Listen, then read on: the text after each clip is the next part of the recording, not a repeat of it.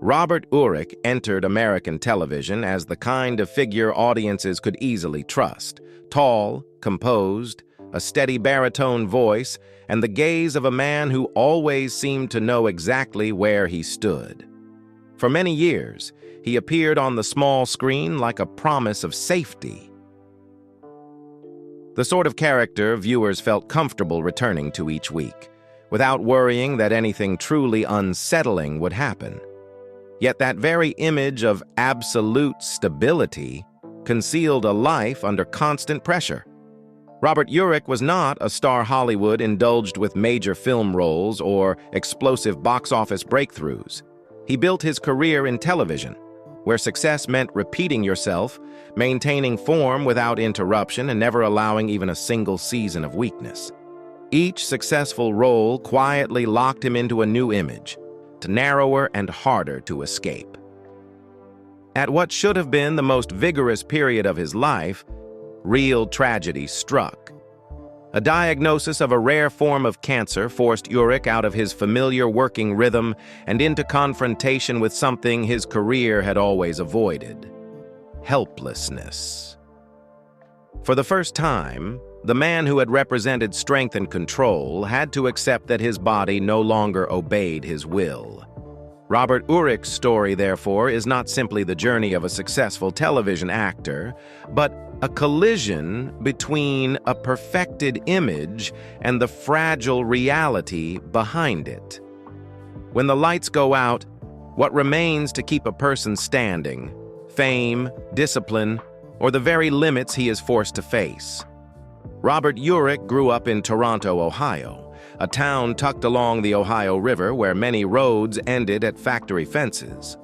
Mornings began with the sharp slam of car doors and headlights sweeping across windows as workers left for early shifts. By afternoon, fine dust settled on the porch steps, and coats hung up inside still carried a faint metallic smell. The town was not loud. It ran on repetition. People knew which household worked which shift, when a street would fall quiet, when the diner near the plant would fill up. Children grew up inside that rhythm, used to a life measured more by work schedules and paydays than by distant ambitions. Robert was born on December 19, 1946, into a family shaped by earlier immigrant generations, where order and thrift were close to principles. At home, and everything had its place. Shoes lined up by the door, coats on the correct hooks, the dinner table set and cleared at the same hour. Adults left while the sky was still gray and returned when the porch light was already on. Fatigue was rarely spoken of. It showed instead in the way someone sat quietly after dinner. Affection in the family was not expressed through words. It lived in a plate that was always full, a heavy coat set out when river winds turned cold, or a broken item repaired instead of discarded. Conversations at the table circled around this week's work, next month's bills, and tomorrow's weather. Children heard these topics until they became familiar, looked at their father's calloused hands, and understood that life was held together more by steadiness than by grand choices. Robert's school years were tied to the field behind the low classroom buildings. Chalk lines were redrawn before each game. Dust clung to pant legs. At the school pool, cold water and the smell of chlorine followed the kids all the way to the gates. His body grew used to movement, to repeating the same action until it became reflex. Evenings, and in many homes along the street, the television came on at a fixed hour, not to discover something new, but to hear again the familiar voice of the evening host. Adults sat closer to the screen, children stretched out on the rug. When the program ended, a small click sounded, and the room returned to the ticking wall clock.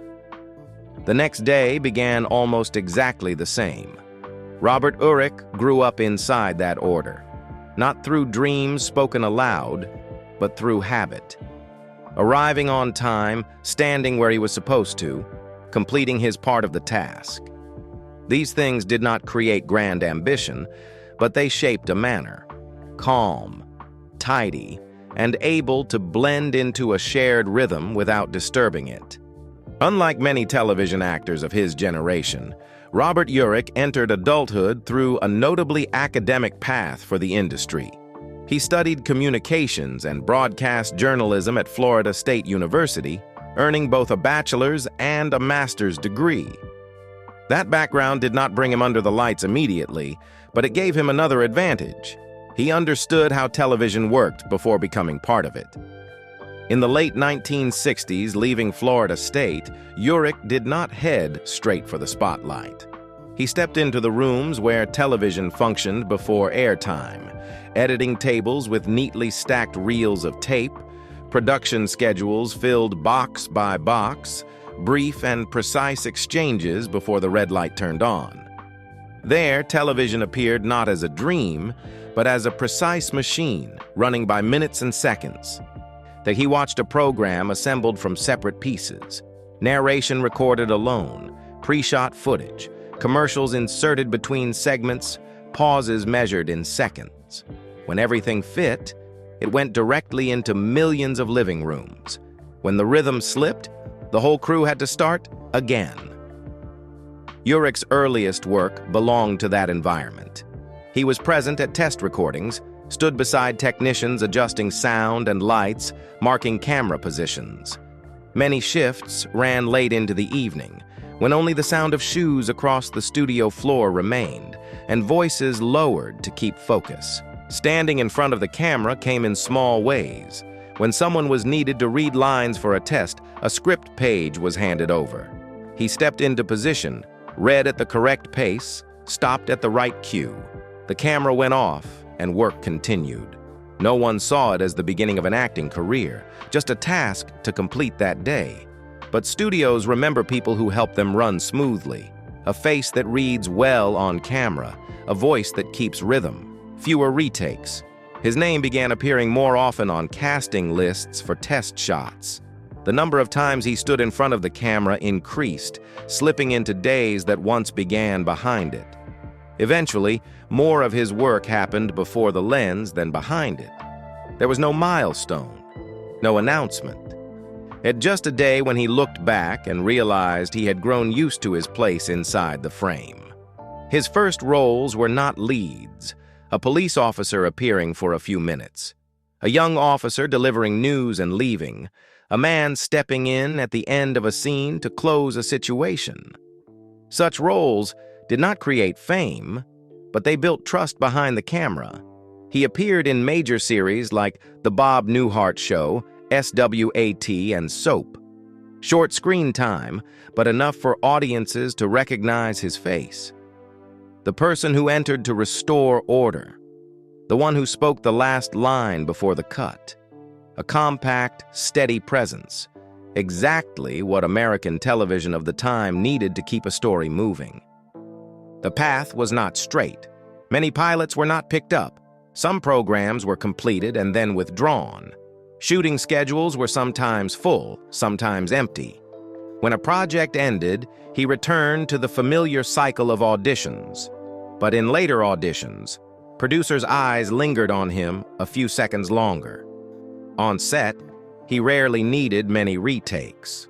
He listened to directors, adjusted to the camera's rhythm, kept his energy steady through long hours. These qualities did not show directly on screen, but they were clearly remembered behind it.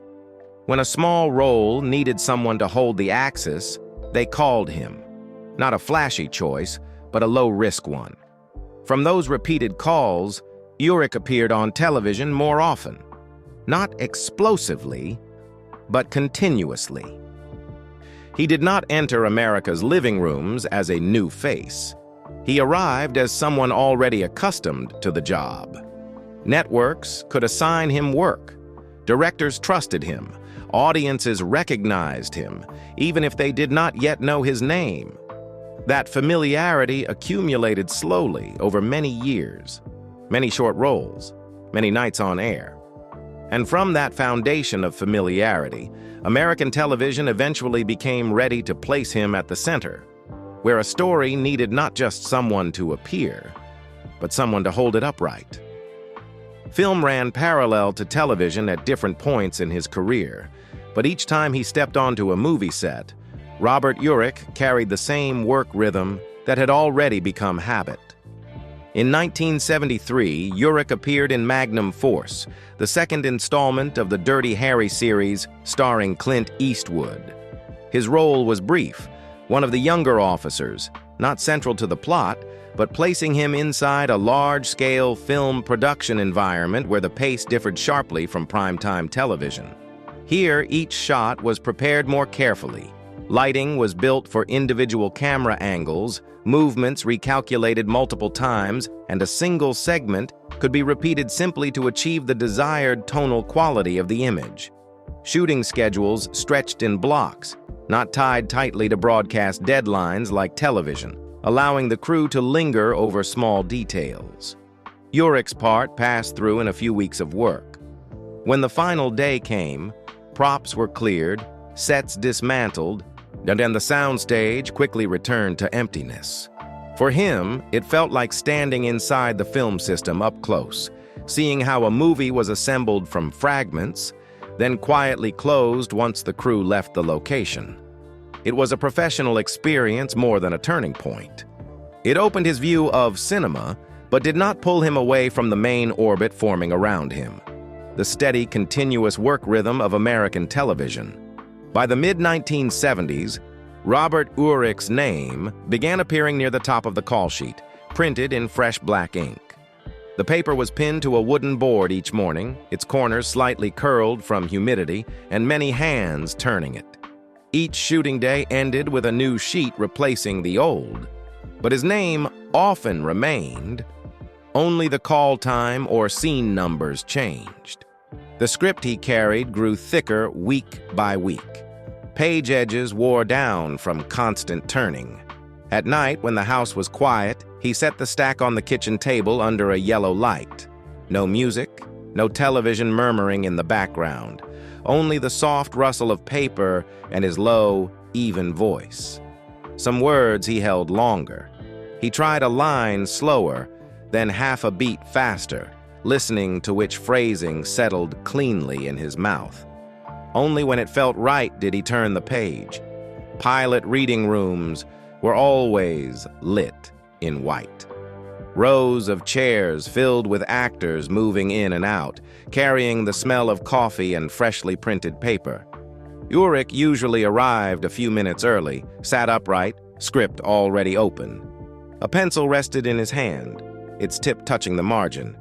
A dash where a breath should break, a circle around a word needing emphasis. When his turn came, he looked up and read the passage straight through, no added gesture. Finished, he set the pages down and gave the seat to the next person. Some readings ended with a few polite nods. People left. Scripts were clipped together. The phone on the table at home stayed silent for days. A week later, word came that the pilot would not continue. He removed the paperclip, set that script aside. The drawer opened. A new one went on top. The studio held heat all day. Overhead lights sent warmth down onto his shoulders. Makeup softened slightly along the collar. A small strip of tape on the floor sat just in front of his shoes. Tiny, but determining the frame's composition. He stepped onto it, stopped at the mark, delivered the line, kept his eyes on the point indicated. Sometimes a scene was redone simply because his gaze had shifted half a beat too early. Everyone reset. He repeated the line with nearly the same breath. Breaks between scenes grew shorter. A tie loosened slightly. Makeup dabbed along his cheekbone. A glass of water handed over. He took a few sips, stood still a moment, then heard his cue and stepped back into position. Between setups, a folding chair stood near the backdrop. He sat there watching the playback monitor. The image appeared small and slightly washed in color. A change in lighting angle shifted a shadow on the wall. He leaned forward to look closer, asked the director a few short questions. When the call came to prepare, he set the script down and stood immediately. Studio hallways were layered with shooting schedules, new ones taped over old, tape over tape. Show titles changed frequently on notice boards. But on some projects close together, his makeup call time was listed earlier than others. A small trailer was prepared. Interview slots slipped between shoot days. The number of scenes in the script increased. His name was printed in bold rather than written by hand. In many scenes, the camera lingered longer at his eye level. Light held steady on his face. Co-stars often waited for him to finish before entering their line. When the director called cut, the crew swung the camera to another angle without resetting the central axis. The next week, and the next, in the same evening broadcast slot, that face appeared again in living rooms across the country. Not loudly, not with long introductions, just a man stepping into frame at the right moment, saying the right line, staying long enough for viewers to grow accustomed to his presence, before American television truly decided to place him at the center. Las Vegas was not just the backdrop of a new series. For Robert Urich, it was where the work rhythm suddenly shifted to another speed, faster, brighter, with almost no space to step back. When he took the role of Dan Tana in Vega Dollars in 1978, he entered a production cycle where every arrow pointed toward the lead. Shooting did not stay contained in studio walls, but spread across the city. Hotel lobbies, parking garages, pool decks, neon boulevards. Each location meant permits, curfews, temporary barriers, and clusters of onlookers stopping to watch. City lights did not wait for the film crew. Crowds did not pause for a take, forcing everything to be completed on time. Workdays often began in hotel rooms temporarily converted into wardrobe spaces. Suits were pressed flat, sleeve length precisely adjusted. 35mm cameras caught even the smallest crease. Then came constant movement between locations. Some days meant 3 or 4 company moves. Each required rebuilding lighting from scratch.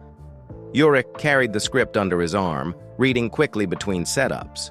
When called, he stepped to the marked spot and delivered his line within the city's soundscape, compressed just enough for the microphones. In the first weeks of broadcast, ratings rose. Vega Dollars began to be mentioned as a new presence in the prime time slot. The network received more viewer mail. Interview schedules grew denser. Behind the scenes, the pace did not slow. An episode airing this week meant the next had to be nearly finished. And scripts arrived in thick stacks. He took them back to his room, reread them when hotel hallways had gone quiet, marking passages that needed a lower emotional register. Dan Tana was liked for his calmness. Gradually, that became an invisible standard. Viewers grew used to the way the character entered a room, paused a beat before speaking, held a steady gaze. To sustain that through long shooting days, Urich worked like someone conserving strength, not pushing emotion too early, not wasting energy on unnecessary gestures. During the day, he drank water, spoke little, kept his voice in a lower register so it would not fade by the end. Success opened quickly. New offers appeared, most revolving around the same image, the dependable man, the one in control of the situation. The overlap between Dan Tana and Urich's natural demeanor blurred the boundary. On set, colleagues called him by the character's name.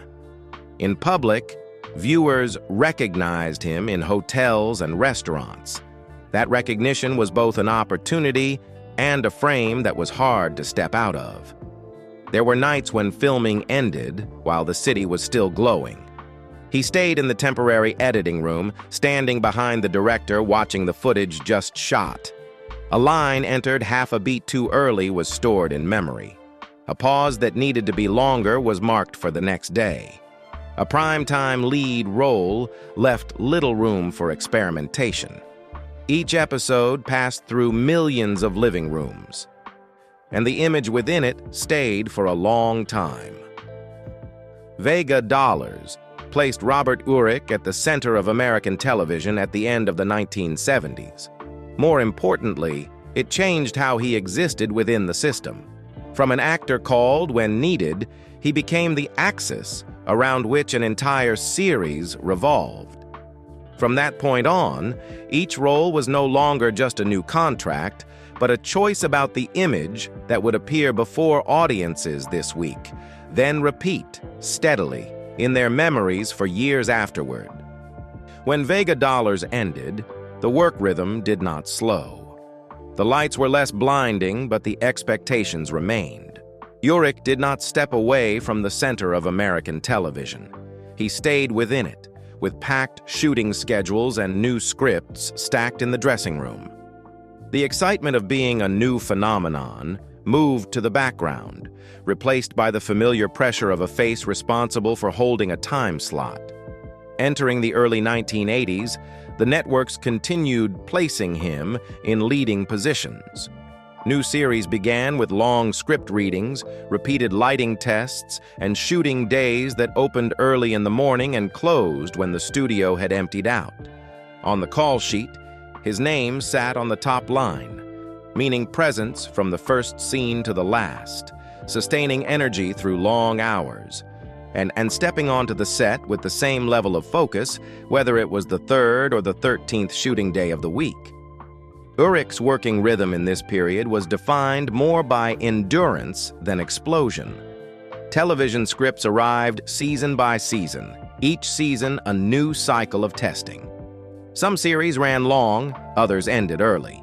For him, each set still began the same way, arriving early, testing lights, reviewing lines in a quiet corner, then stepping into the frame with enough energy to hold the story's rhythm.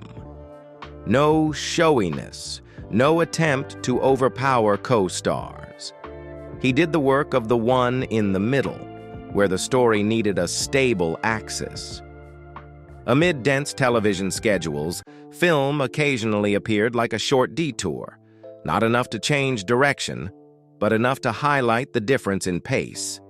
In 1984, with The Ice Pirates, Robert Urich stepped into a different environment. Adventure, costumes, with a science fiction tone, placed him among sets assembled from metal panels, cold smoke, and pale blue lighting. Props hung overhead, cables ran across ceilings, and false walls were pushed aside and pulled back with each camera angle change. The atmosphere on set felt lighter than primetime television. Between action scenes, crews waited for lighting adjustments, laughter broke out, short jokes diluted the length of a shooting day. Urich moved through that rhythm efficiently. He listened to direction, stepped into position, completed the scene, and then moved back as the technical crew changed the setup. The schedule was compressed in the cinematic way, several intensive weeks of shooting, then the wrap day. When the final scene was completed, costumes were returned to storage, sets dismantled as quickly as they had been built. Within an afternoon, the space that had been filled with lights and voices became empty. That role felt more like a stopover than a destination. It opened another world, more color, more adventure, but did not keep him there. When filming ended, Urich returned to Los Angeles. On the table, a new stack of television scripts was already waiting, page edges still flat, the smell of fresh ink not yet faded. Another work week had already been scheduled. Television runs on repetition. Each morning began the same. Studio hallways still carrying the smell of wood and new paint, the call sheet posted by the door, his name on the top line. A jacket hung behind the chair. The script opened to the pages marked the night before. Makeup dabbed quickly under the eyes. The assistant director called him to set. The stage door opened, and the workday began. Lights were tested on his face a few times, then held steady. A small tape mark sat just in front of his shoes. A short rehearsal. When the camera rolled, the first line came out evenly, just enough to let the scene continue. The director called cut. The crew shifted angle. Lights changed direction. He stepped back, waiting for the next cue. During breaks, a folding chair stood near the backdrop, a cup of water at his feet, and a few lines reread softly just to keep rhythm. When called, the script closed, and he stood up immediately. The machine did not stop. It only changed scenes. Day after day, season after season. Sets changed. Offices, police stations, family living rooms, a street built inside a studio. But within those spaces, his face appeared consistently. At night, audiences turned on the TV and met him again in another story, yet still within the same familiar time slot. Television does not need to be new every day. It needs a presence stable enough for viewers to recognize and stay with. Some faces flare up quickly and vanish when a schedule changes season. Robert Urich moved through the years differently. Mornings arriving on set on time, scripts turned over again and again, tape marks lying in the same place on the floor. When lights went out, the script folded and went home with him. The next morning, it opened again. Familiarity does not form overnight. It accumulates as viewers turn on the television and meet the same face in the same time slot, week after week. Like a porch light switching on when it gets dark, not bright enough to draw attention. Just present long enough that people assume it will always be there. Within that steady operating rhythm of American television, Urich stepped into the light when called, stepped away when the scene ended, and returned again the next day. In many living rooms, the question was no longer who he was, but which story he would appear in tonight. In the mid-1980s, when many series arrived and disappeared quickly, a different script came to Robert Urich. This time, it was not the bright glow of Las Vegas, but the windy streets of Boston, red brick, and small diners open late. The character was named Spencer, a detective drawn from the novels of Robert B. Parker. From the very first table reads, the atmosphere felt different. On the table were not only scripts, but the original books, their pages dog-eared. Spencer did not speak much to impress.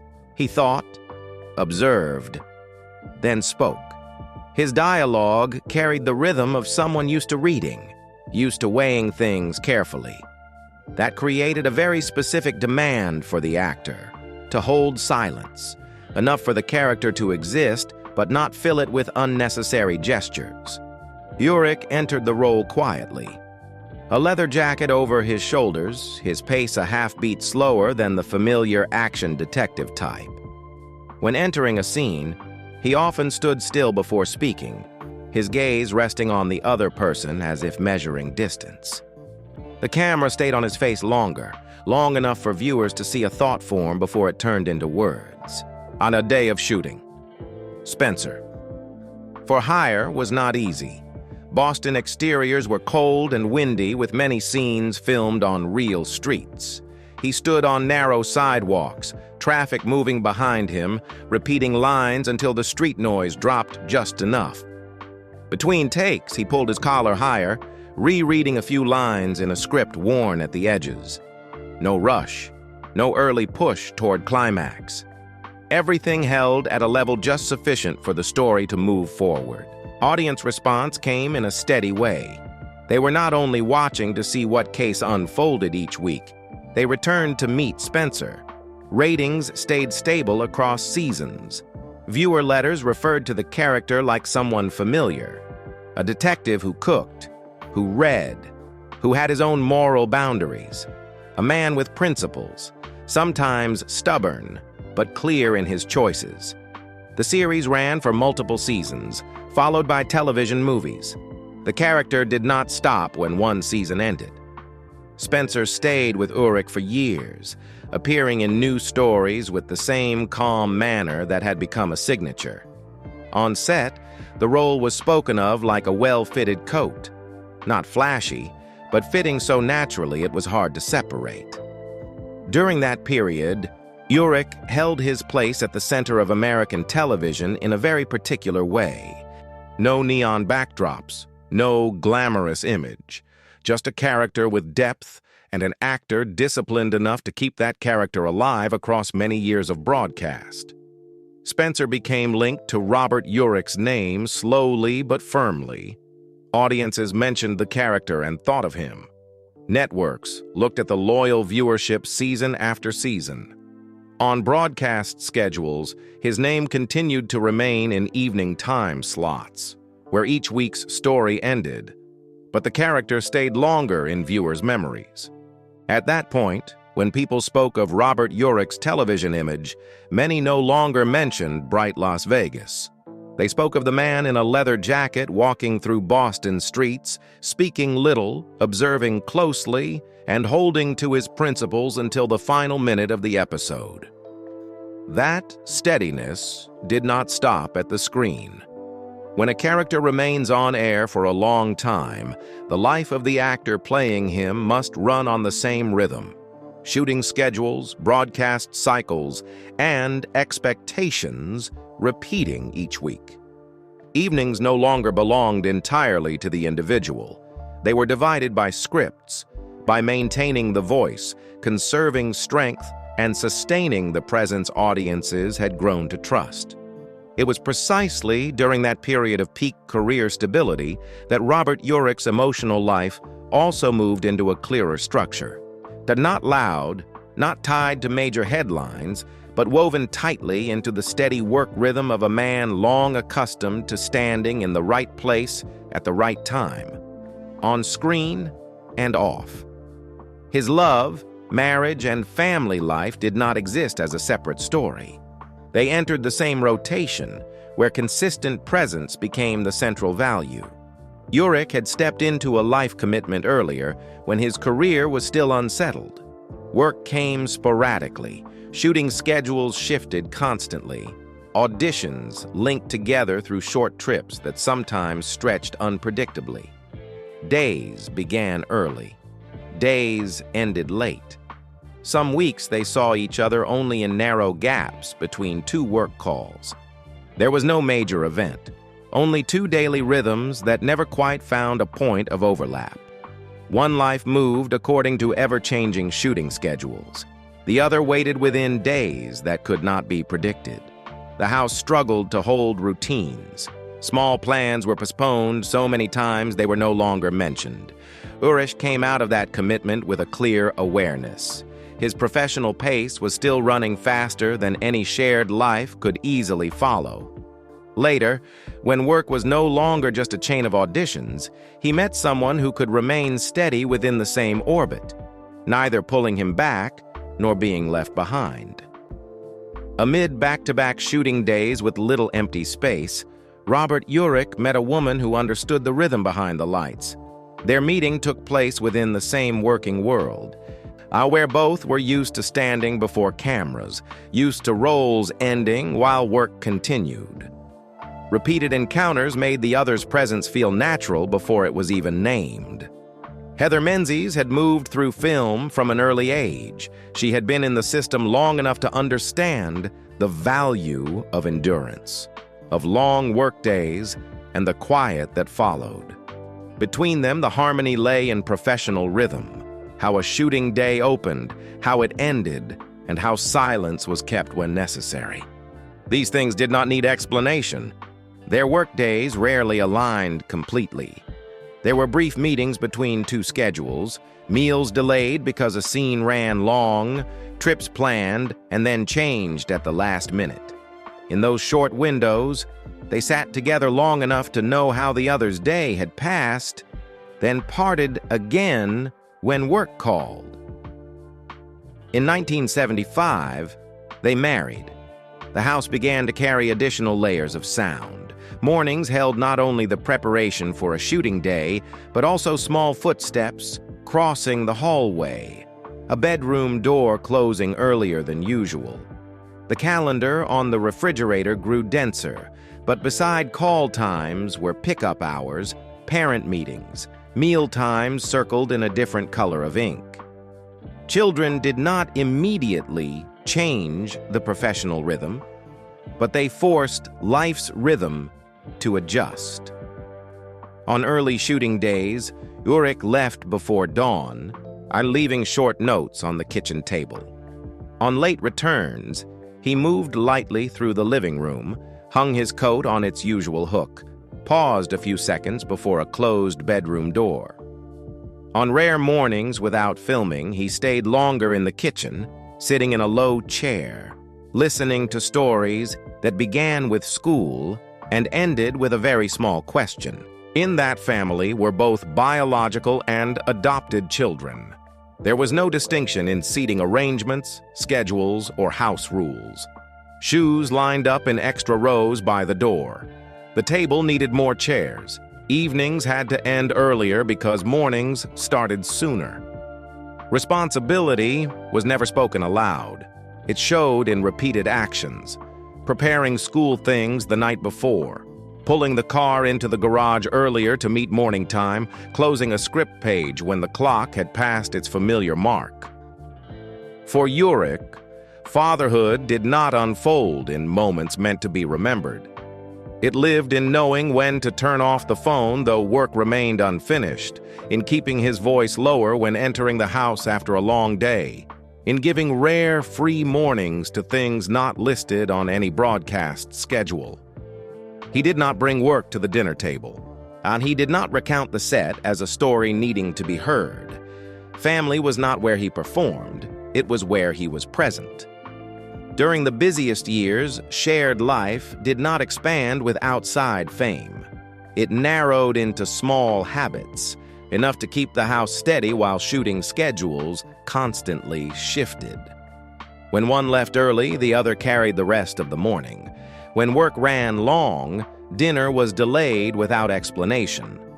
Everything operated on an understanding built over time. Within that rhythm, Urich did not become the center. He was part of the structure, someone who arrived on time, left when necessary, and returned when the day ended. Fatherhood did not place him in a different spotlight. It placed him in the most necessary position. Present long enough that the small things were not missed. When his body began sending signals that no longer felt familiar, the house was the first place to register the change. Not through panic, but through adjustment. Work schedules were reviewed. Shooting days were weighed more carefully. Breaks were held onto longer. No one spoke loudly about what was happening. No one turned it into a story. The signs arrived quietly. Robert tired more quickly after long shooting days. By late afternoon, holding his voice required more concentration. At times, a brief pain made him stand still a few seconds longer before stepping into a scene.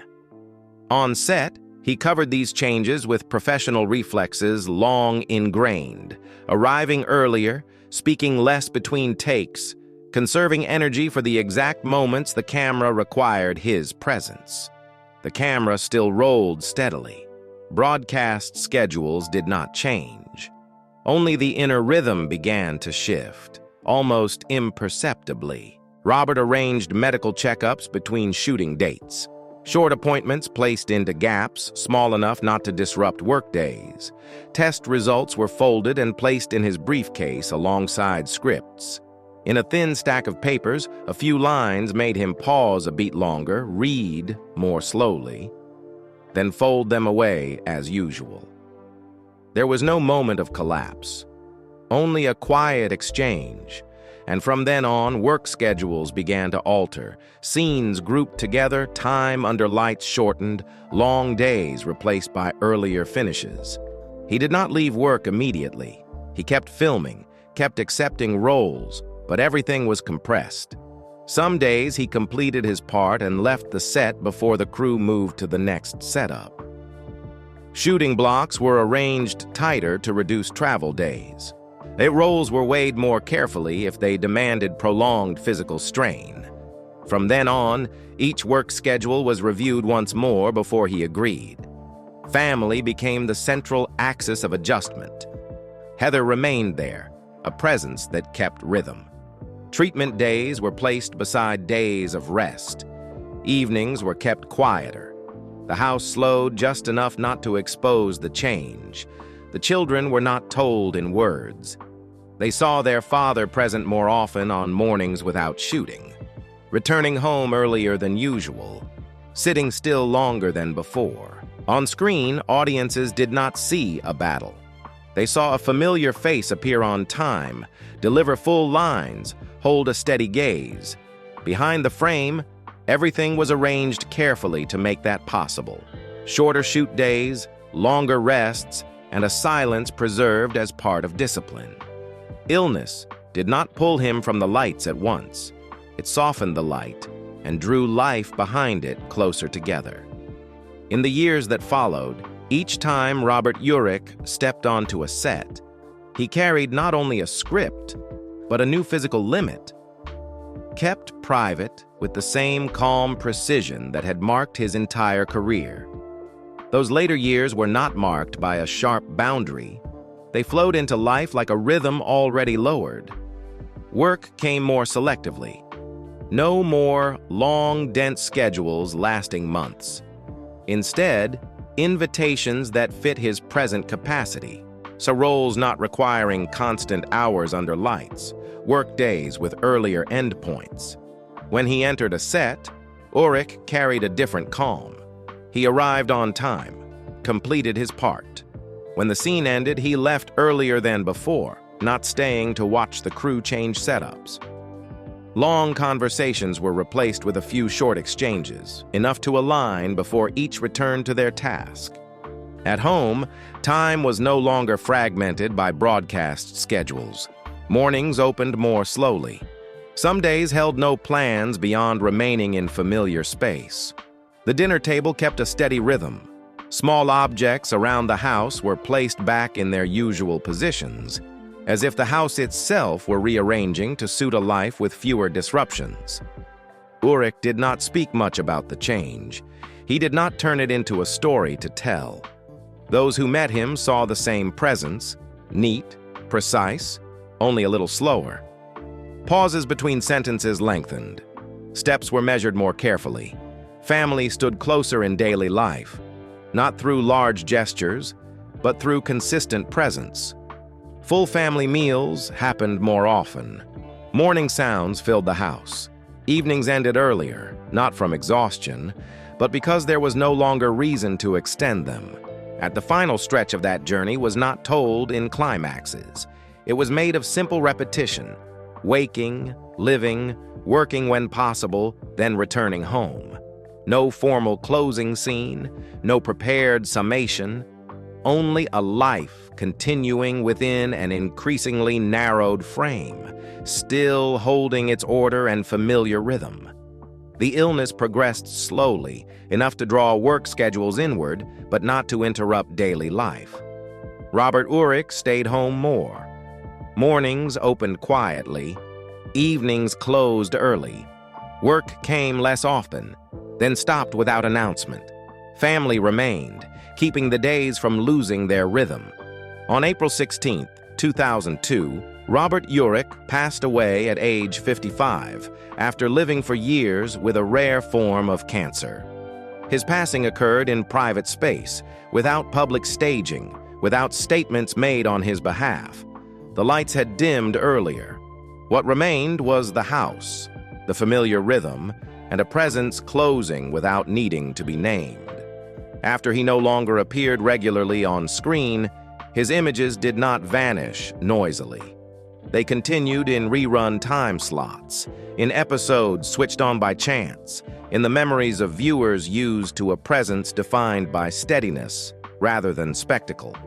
No reintroduction needed, no emphasis required. He stepped into the frame, and the story's order was immediately set. Those roles did not rely on climaxes or emotional display. They relied on rhythm, on the ability to hold a straight line through chaos, and on the sense that someone in the frame knew exactly where he stood. Robert Urich was remembered not as an explosive figure, but as a point of support, someone who arrived at the right moment, did the right part, and left when the story no longer needed more words. For American television, that presence formed a quiet standard. a man who did not need to occupy the center to keep the center from drifting. A kind of professionalism that required no manifesto, only repetition long enough for audiences to trust it. Across decades, his characters appeared in the same state, steady, contained, never pushing past their outline, and for that reason, they endured longer in memory. Off-screen, what he left behind was not in stories told. It lay in how life was arranged, a work rhythm with clear stopping points, a house that kept order even when the body could not keep pace, a family functioning through consistent presence rather than grand moments. These things were not filmed, but they formed the foundation beneath every image that had come before. Robert Urich was not recalled through sensational tales. He was recalled in the quiet spaces between reruns, in the familiar feeling when a face appeared without needing introduction, as if he had never left the frame, only stepped back slightly so as not to disturb another's rhythm. Some careers leave echoes through climax, others through the sense of familiarity when they are gone. When Robert Urich no longer appeared regularly on screen, the time slot remained. His stories continued. But the rhythm had shifted. No one said it aloud. Viewers simply felt a very specific absence, the place where someone had once kept everything upright. Urich did not leave the frame with a closing scene.